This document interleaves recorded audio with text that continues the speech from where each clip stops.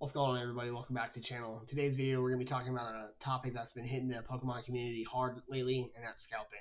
We're going to be talking about some of the changes that the Pokemon Center is starting in Singapore. We're going to talk about if that's really going to make a huge difference here in the U.S. With some of the changes that are coming on online as well. Today we're going to kind of sit down, we're going to break it down, and we're going to talk about how this is going to affect us moving forward, especially with Destined Rivals dropping today. Let's get into it. What's going on, everybody? It's Ken here with CSMcollecting.com. I also run Can't Stay More Collecting on eBay. I've been selling on eBay since November of 2024. I opened up my own website CSMcollecting.com on 10 March and sell Japanese sealed product as well as Japanese graded cards and single packs. So if you're interested in any type of Japanese product, make sure you check me out at CSMcollecting.com. But let's get into today's video, and that video is talking about scalping. Pokémon Center Singapore already made a huge change. Until further notice, all plastic is going to be removed from sealed boxes or sealed product in general. What does that mean for us? That means that whenever you buy from Pokémon Singapore, you are automatically going to get the product with the plastic removed. Why does that matter? That matters because some people just want to be able to they want to know that nobody's tampered with it. They want to make sure that nobody's touched it in any way, shape, or form, that scans haven't been done, even though I'm pretty sure scans work through plastic. But it overall decreases the value of the product, in my opinion, which isn't a bad thing, right? So for the investor, that can hurt, because you're losing some of that value when it comes to getting that sealed product. But for the average collector who just wants to rip open the packs, the only thing that they kind of have to look at now is, did somebody tamper with that box? Did somebody mess with the box in any way, shape, or form? With the Japanese boxes, they kind of have that zip on the front. I've never opened up a US booster box, so I can't tell you how that one goes. I know, shame on me. With Japanese ones, I know there's that seal going across the front. So as long as that hasn't been tampered, I feel like you can trust the product. Now, what does that mean for you, though? Do you trust that? Do you want to see that? Is that something that you are interested receiving a product online from somebody or from a website without that sealed plastic around it? Does it change how you think? If it does, please make sure you leave a comment in the comment down below. Let me know what you think. I am genuinely curious on finding out if removing the plastic from the product is going to affect how you buy and potentially sell products. So one of the most interesting aspects of this whole plastic removing thing is Japan has been removing plastic from their boxes for years. I think it's about 4 years to be exact, but they remove it. There's a couple places that I buy my Japanese product from that offer the plastic removed boxes. And as somebody that's trying to be a reseller and trying to make sure that my market, my community is happy with the products they are giving, I tend to shy away from them for the reselling. But when it comes to opening up my own personal stuff, I have no problem in opening up a still not plastic sealed box, but a box that hasn't been opened in any way, shape, or form. If you're going to tamper with it and go through the hassle of doing that, that's I'll take one on the chin for that. But I know there's some places where I can get a Ruler of the Black Flame box set that has some pretty gorgeous looking Charizards in there, in my opinion. I can get that box for about $30, and that's huge for me. So when I order them, I do order them to open them myself because I don't want to sell those to my customers yet until I get that warm and fuzzy that my customer base is okay and accepting of the fact of there isn't plastic on some of those boxes for that set. I think it's a cool thing that that the Japanese product does this. I think it's pretty cool that the people in Japan do this.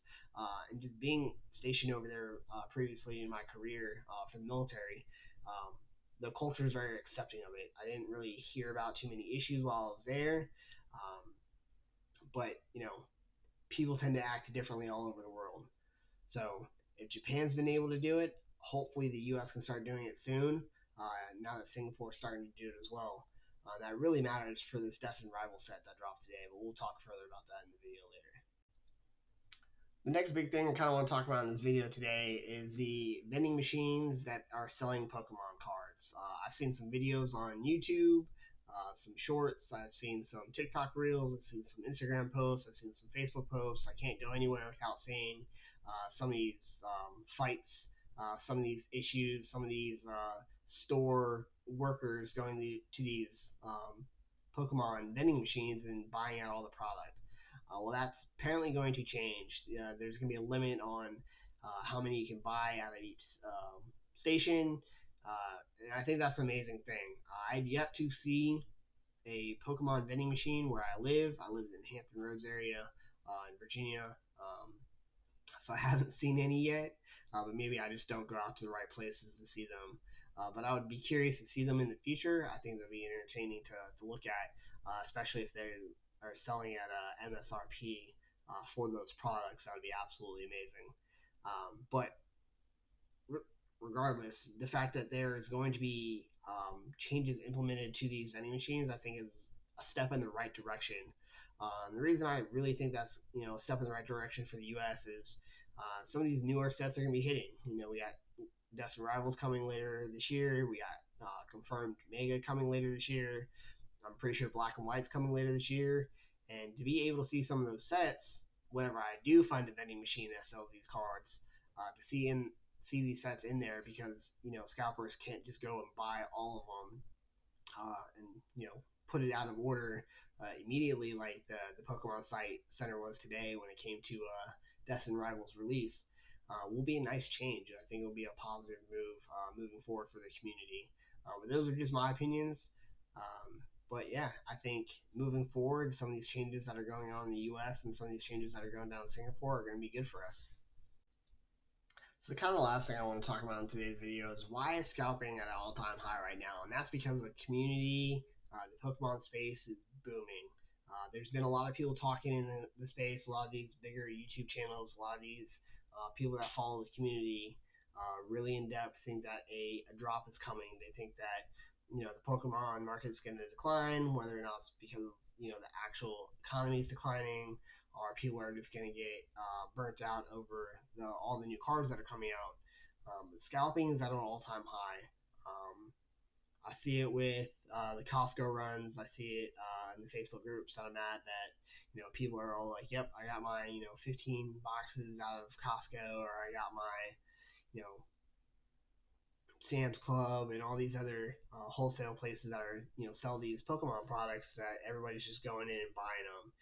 I'm pretty sure we all saw the when Prismatic Evolutions dropped, that one person that had their entire living room, house, whatever you want to call it, lined up with Prismatic Evolution ETBs.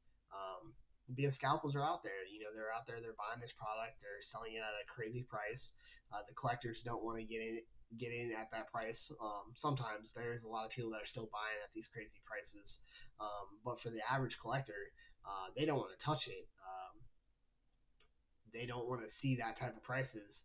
And I think with Destined Rivals dropping, seeing some of these pre-orders again go live already, some of the resales that are already going on eBay, it's just absolutely mind-blowing to me.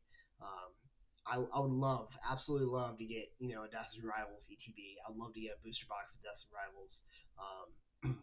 But there's also a reason why I'm selling Japanese products, because I think I can get it easier at a better price, cheaper price than some of the U.S. product.